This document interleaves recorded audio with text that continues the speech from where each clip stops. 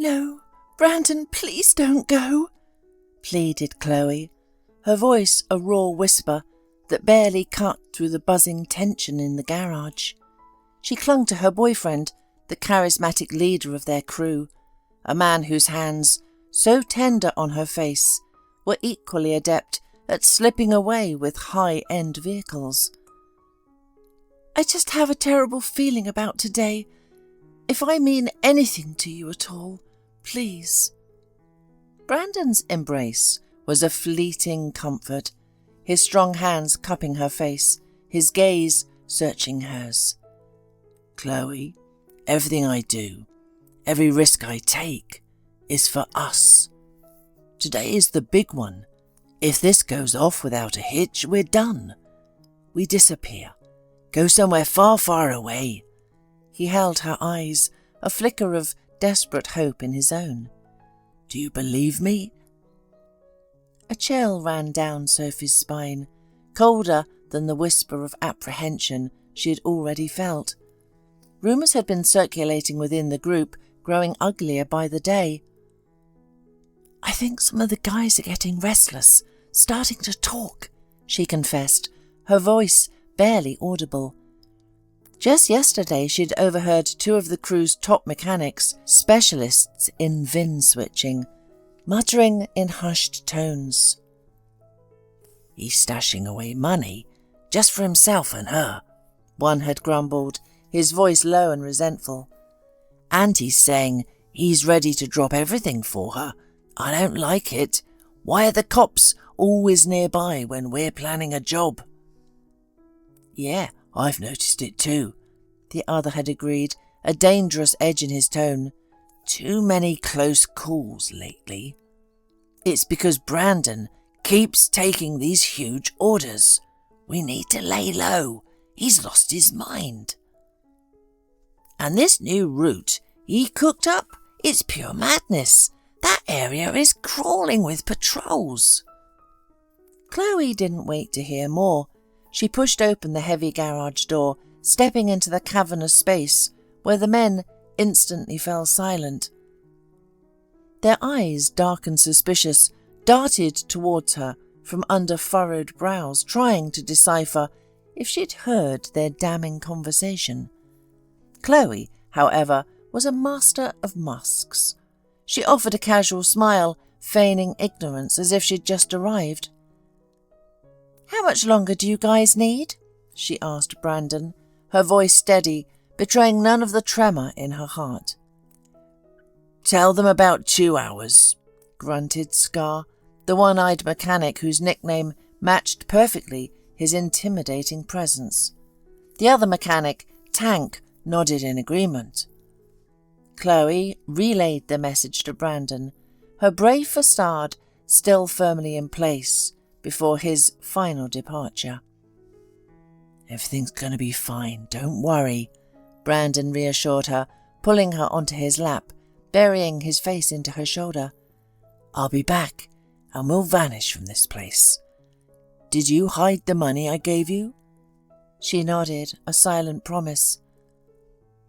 Choose anywhere you want to go. Anywhere we'll live. Chloe closed her eyes, picturing a life far removed from this gritty existence. Somewhere in a big city, she whispered dreamily, where bridges rise over the water, where fountains sparkle, and people are too busy to notice you. That's precisely where we'll go, he vowed, his voice husky with longing. All right, Chloe, I have to go. Wish us luck. Come back to me, she managed, fighting the traitorous shiver that threatened to expose her escalating dread. Brandon's farewell kiss was long, deep, a desperate attempt to seal their future. Then he was gone, stepping out into the unforgiving night. Chloe began to wait. He didn't return, not in a day nor two. The last heist had failed spectacularly. Someone had betrayed the entire crew. Part of the gang ended up behind bars. The authorities tried to implicate Chloe, but she had never been involved in the actual car thefts, nor the complex business of VIN switching or sales. She was just Brandon's girlfriend. After Brandon's disappearance, it became clear he was the linchpin, but he had simply vanished, as if swallowed by the earth. They pressed Chloe hard, hoping she would crack and reveal his whereabouts. Who else but his girlfriend would know where the leader was hiding? Everyone else in the crew pointed to you, Detective Miller stated, his voice devoid of emotion during her interrogation. You were his right hand, weren't you? No, Chloe retorted, her voice steady, despite the knot in her stomach. I was his fiancée, nothing more. She knew no one truly understood her intricate role in the gang, so she stood her ground. And I know no more than you about where he is. He just disappeared, the scoundrel. They tried to pressure her further, threatening her with real jail time, but they couldn't prove her direct involvement. Chloe knew there was no point in staying in the city. She retrieved the money Brandon had left her, a hidden stash for their dream future, and disappeared herself. The city of her dreams greeted her with a cold, insistent drizzle that seeped under her clothes, chilling her to the bone. Monumental and indifferent, it cared nothing for lost souls like her. Chloe stood on the train station square, her suitcase clutched in her hand. So this is you, my new home, she murmured softly to herself, a quiet sadness in her voice, and at that moment she understood. This city was the perfect place to disappear. Here she could lose herself in the faceless crowd and start completely fresh. Her first priority was finding a place to live. Wandering the streets alone with that much cash was either foolish or suicidal. Chloe was neither. She had foresight, a list of landlords' numbers already in her pocket. She called them all, finally settling on a small one-bedroom apartment in a quiet residential area, rented by an older woman. The terms suited her perfectly, and she headed straight there. Luck was on her side. The landlady lived in the same building, so Chloe didn't have to wait long. Nasty weather today, isn't it? Mrs. Henderson shivered by way of greeting, leading Chloe inside. Can't remember the last time I saw the sun for 3 days straight. Lived here for years and I still can't get used to this climate. Mrs. Henderson shivered, her words a blend of complaint and resigned acceptance. Chloe's new apartment was small but surprisingly cosy, a haven of quiet warmth against the perpetual drizzle outside. Chloe paid 6 months' rent in advance, watched her landlady shuffle out, and then, finally, she was utterly, completely alone. Well, hello there, new life, Chloe whispered to her reflection in the chipped bathroom mirror, a bittersweet sigh escaping her lips. The girl staring back had long auburn hair, framing a face still highlighted by a vivid, almost defiant makeup style. This needs to change, she thought, a firm resolve setting in. This was the face of Brandon's girl, the negotiator with a sharp mind and even sharper eyeliner. That girl had to disappear. She carefully unpacked her suitcase, tucking the bulk of Brandon's money into a nondescript package, leaving out just enough for immediate needs.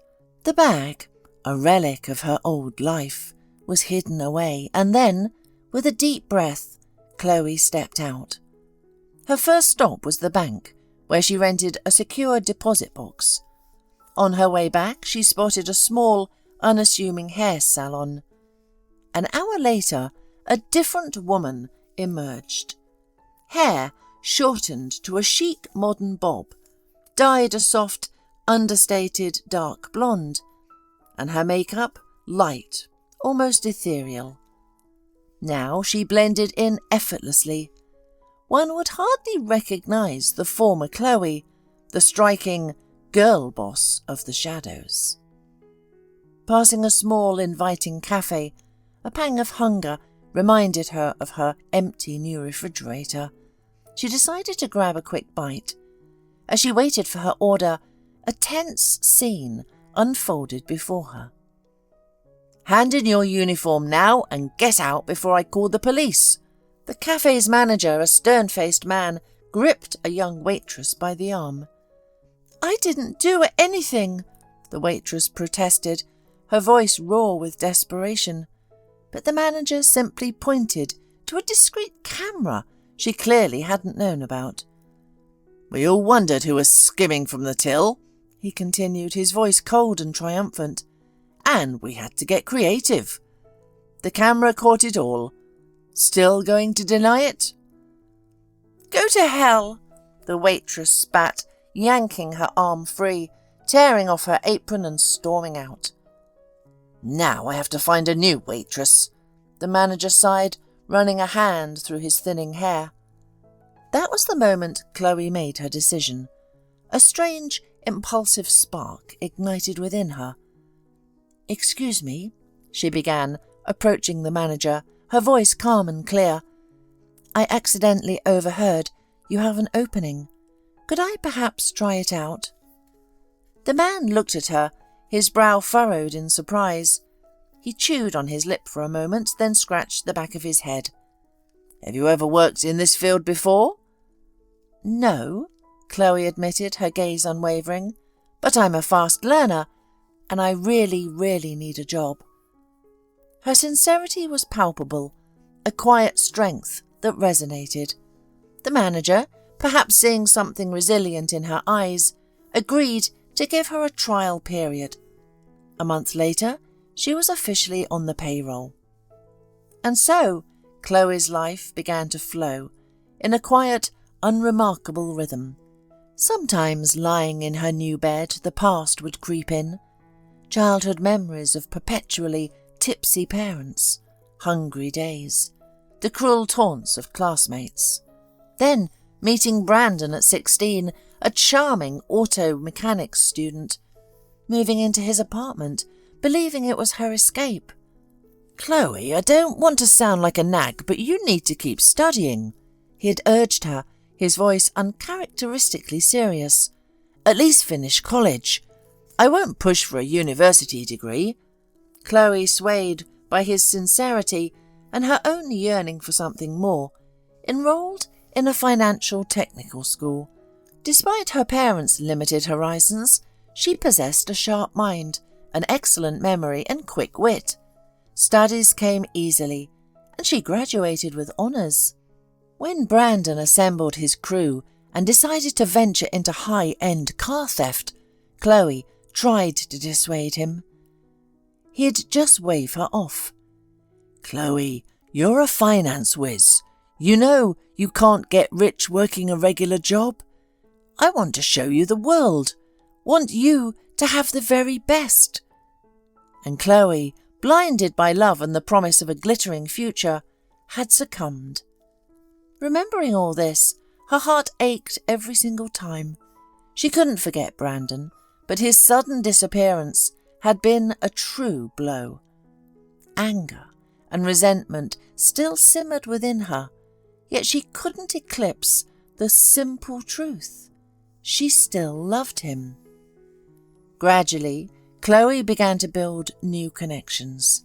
At work, she performed so well that she was promoted to assistant manager. It was there she met her future husband. "Excuse me," a young man approached her, scanning the crowded dining room.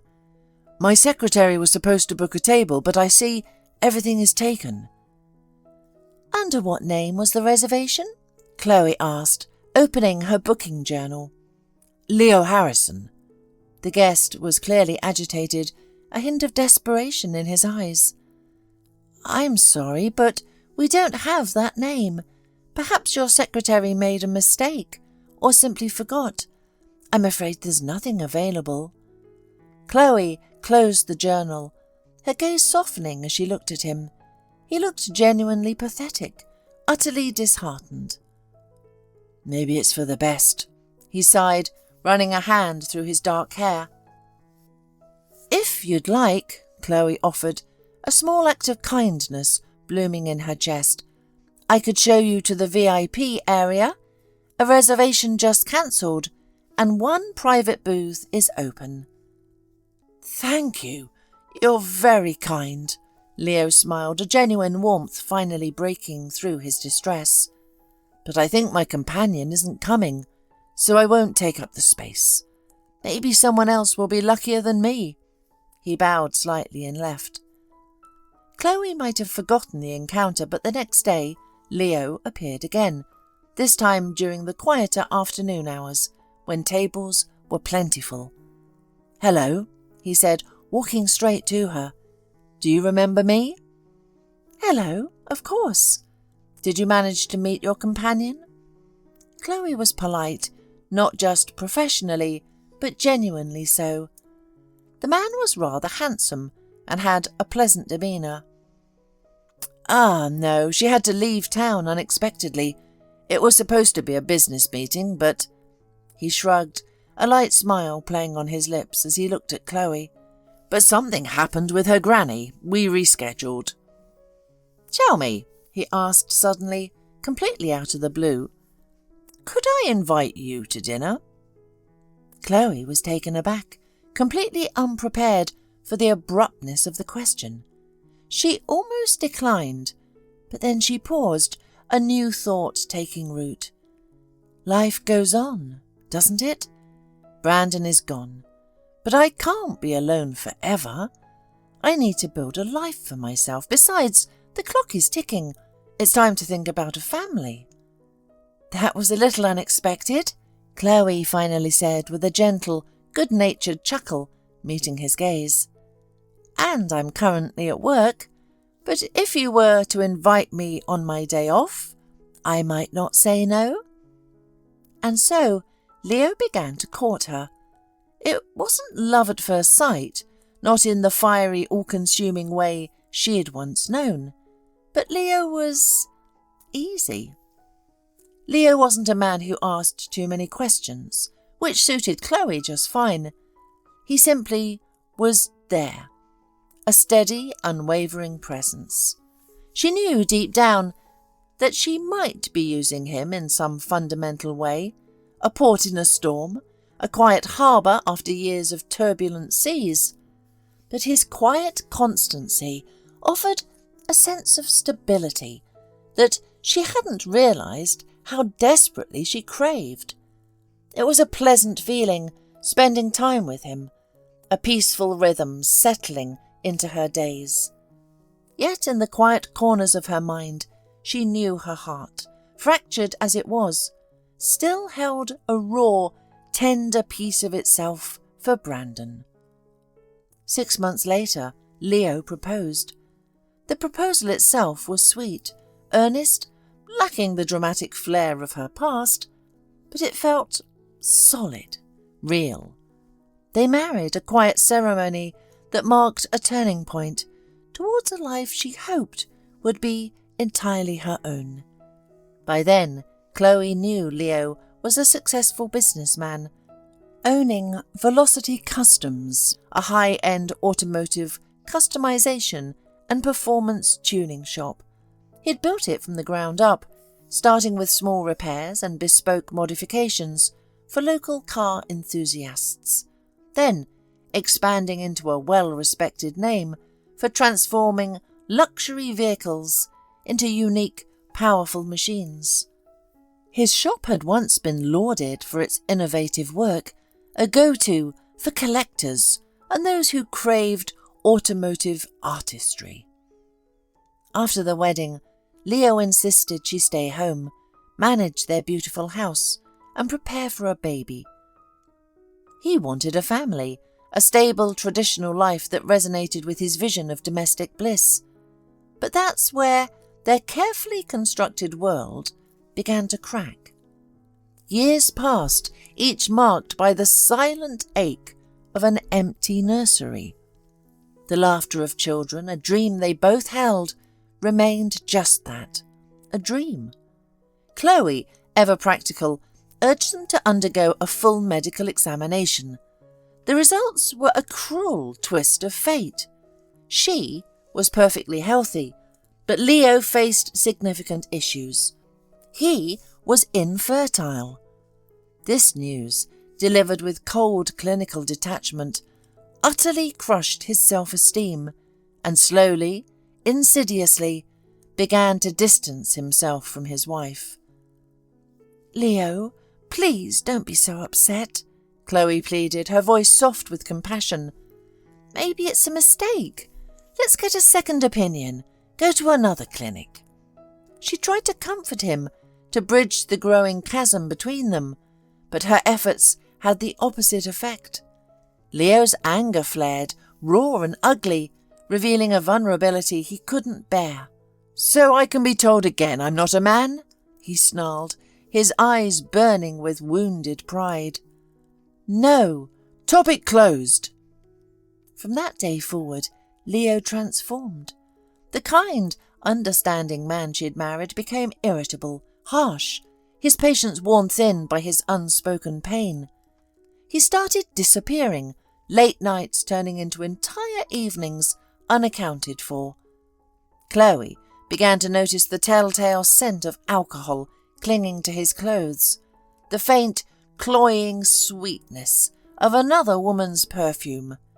Yet strangely, she felt detached. A numb acceptance settled over her. Her own hope for a child, a family, still flickered. She still harboured the quiet dream of convincing Leo to try IVF. So she swallowed her pride, avoided scenes, and stifled her questions. Leo, once her caring husband, devolved into an embittered, cold egoist, seeing her not as his beloved wife, but merely an object for his sneers and accusations. "IVF? Why would I want those artificial creatures?" he'd roar, his voice laced with disgust whenever Chloe tried to talk to him about it. "Don't you have anything better to do? You sit home all day. You have no use to me. I work like a dog, all by myself." Chloe watched her husband with growing horror. This wasn't the man she'd married. Their marriage was unravelling, thread by painful thread. Yet a fragile hope still clung to her. Maybe he would cool down, come to his senses. But Leo was far from cooling down. He was already deeply entangled in an affair with his young, ambitious secretary, Tiffany.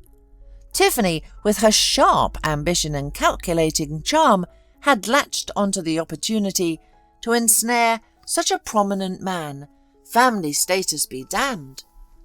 Children weren't in her plans, which suited her boss perfectly. At this opportune time, a lucrative contract loomed on the horizon. Leo's Velocity Customs had been struggling. His neglect, coupled with his alcoholism, had caused his once stellar reputation to slip. His workshop, once gleaming, was now messy. Key staff had departed, and he was behind on crucial new technologies. He desperately needed a breakthrough project to inject cash and prestige back into his failing business. This potential contract was with a major entrepreneur, the owner of a new highly respected global auction house for rare and collectible luxury cars. The businessman himself reached out to Leo, calling him directly. "They say your shop, Velocity Customs, still has a knack for bringing these classics back to life, or even enhancing them.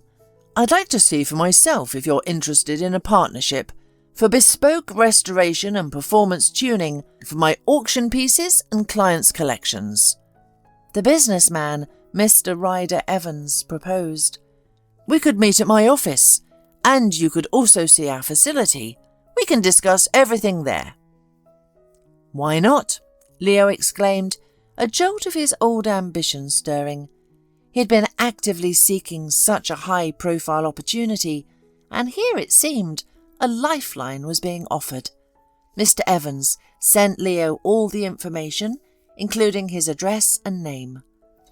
"Leo, darling, maybe you should finally divorce your little housewife," Tiffany purred, wrapping her arms around his neck and playfully nipping his earlobe. Leo closed his eyes, purring with pleasure.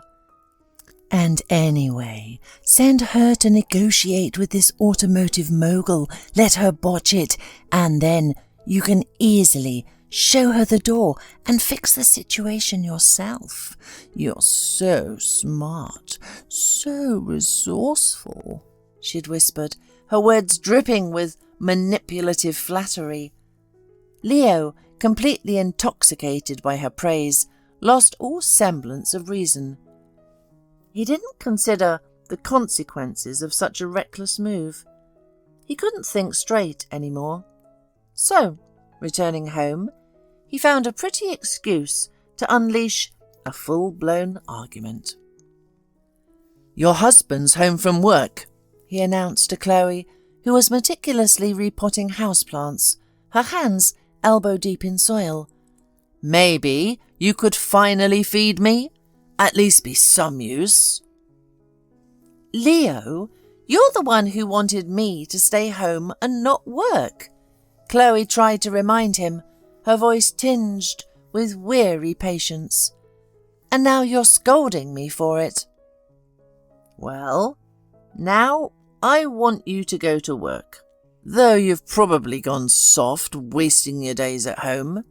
Degradation is clear for all to see," he sneered, a cruel glint in his eyes. "But if you don't agree, you can try to prove me wrong. Here's the address and the businessman's name. Go and convince him to sign the contract. I'll bet my head you'll be thrown out in 5 minutes for your stupidity."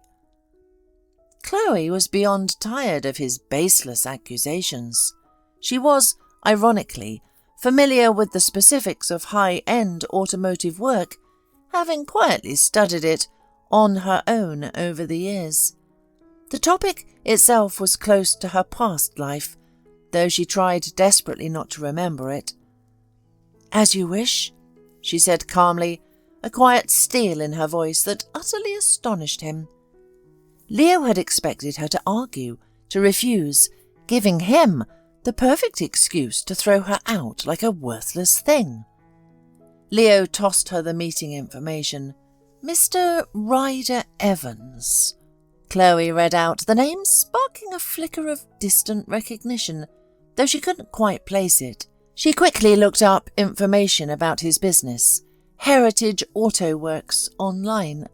She wanted to be prepared to understand the depth of his reputation for rare and collectible cars, and to get a sense of what Ryder might need from a customization partner. The next day, Leo sat in his office, gleefully celebrating his wife's impending failure with Tiffany, who perched on his desk, her laughter tinkling like broken glass. Chloe, meanwhile, drove out of the city, heading towards the impressive complex that housed Heritage Auto Works. From open sources, she had learned that Ryder Evans had built an empire based on integrity and excellence, a stark contrast to Leo's failing venture. At its heart lay a sprawling, state-of-the-art facility featuring immaculate showrooms, climate-controlled storage for priceless vehicles, and advanced restoration bays. It also included a high-tech auction hall and private viewing rooms where collectors could inspect potential purchases. This all appeared not so long ago, Chloe mused, a shiver running down her spine. Ryder Evans must be compelling to pull something like this off. She walked past gleaming, pristine classic cars, sparkling under the showroom lights, each one a testament to meticulous care and immense wealth. Her heart thrummed with a mixture of apprehension and a strange, almost forbidden excitement. Her memory, treacherous as ever, pulled her back years into the past, to another time filled with adrenaline and fast machines, to a world that felt both dangerously familiar and utterly alien now. Entering the main office building, she began to search for Mr. Evans' private office. Finally, she found the door with the correct nameplate. Chloe knocked, her heart thrumming a nervous rhythm against her ribs. "Come in," a deep voice called from within. She pushed the heavy door open and stepped inside.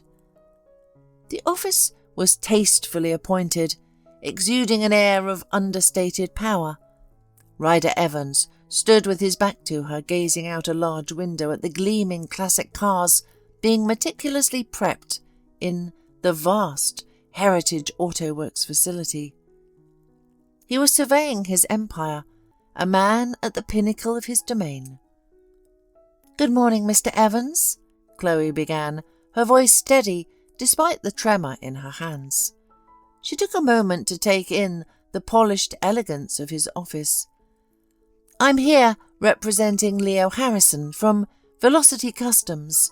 You called my husband, but you'll be dealing with me today." The man at the window slowly turned. The moment stretched, thick with unspoken possibilities. On his face, a kaleidoscope of emotions flickered, too complex to fully capture. First, a flicker of bewilderment, then surprise deepened into profound shock. His brows shot up, and his lips parted slightly, as if he wanted to speak, but the words caught in his throat. "Chloe." Her name ripped from his lips in a ragged whisper, a raw sound of disbelief. It was Brandon. He stared at her, his eyes wide, as if trying to reconcile the woman before him with a ghost from his past. Was she real, or merely a figment of his imagination, a cruel trick of memory? Chloe gasped, freezing for a split second. She even shook her head, a desperate attempt to dispel the hallucination. "No, I imagined it," the thought screamed in her mind. Then she looked at the man by the window again, really looked at him, and recognition, sharp and undeniable, slammed into her. "No!" she cried out. The sound ripped from her. She stumbled backward, her mind reeling, instinctively turning to flee. In a blur, she lunged for the door, but Brandon was faster. He caught her hand, his grip firm, and pulled her back, spinning her to face him. "Chloe," he breathed, slowly sinking to his knees before her, his arms wrapping around her waist, his hands moving over her as if to confirm her solidity. "Chloe." He couldn't form other words. "You scoundrel! You rotten traitor!" Reality crashed over Chloe. She finally found her voice, pounding her fists against his shoulders, his head, his back, tears streaming down her face. Brandon didn't even flinch, simply burying his face against her knees, holding her tightly, as if terrified she would vanish if he let go for even a moment. "How long I've looked for you," he whispered, his voice hoarse with emotion. "I felt I would find you here." He pulled back just enough to look up at her, his eyes glistening. "Chloe, my Chloe." In that instant, all the years that stood between them dissolved. Her resentment, his fear that she might never forgive him, it all faded into the background. Chloe understood. She had never stopped loving him, merely tried to replace that deep-seated feeling with a pale imitation. "Tell me, how have you lived?" he asked, once the raw emotion had subsided a fraction. "I want to know about every day, every minute of your life." Chloe Recounting her story held nothing back. As she spoke of Leo's transformation, of the years of emptiness, Brandon's fists tightened at his sides. The scoundrel! To blame his own failures on you? That's the height of depravity. But he's not so different from you, Chloe accused, her voice still raw with accusation, but softer now. At least he didn't disappear. Chloe, I know. There's no excuse for me. He sank to his knees before her again, resting his head on her lap. But let me tell you how I lived. She remained silent, and he took it as a sign of assent. That evening when I left, I got a call from a friend in law enforcement. Brandon began, his voice low. I'd fixed his bike, and the day before, I asked him to pick it up. He called to say he couldn't make it that day because they were preparing a major sting operation on car thieves. That's when I knew someone had given us up. At the start of the operation, I was still with the guys, but then I slowly slipped away. I needed to find out who the rat was. When the guys got rounded up, I was close by and saw everything. Only Scar wasn't pressed. They calmly put him in a car. The guys had tried to warn me that Scar was untrustworthy, but I didn't believe them. I'd pulled him out of such a hole. He was eating scraps from trash cans, covered in lice like a stray cat. I cleaned him up, fed him, got him a place on our team. Yes, not everyone appreciates gratitude, Chloe said softly, a sombre understanding in her voice. You're right, Brandon nodded.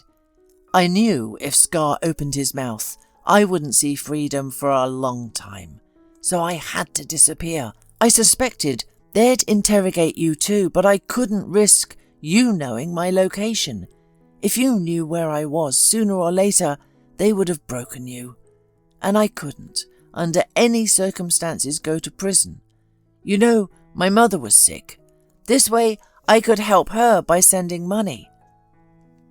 And where did you live all this time? What did you do? Chloe asked, her voice barely a whisper. I started from scratch.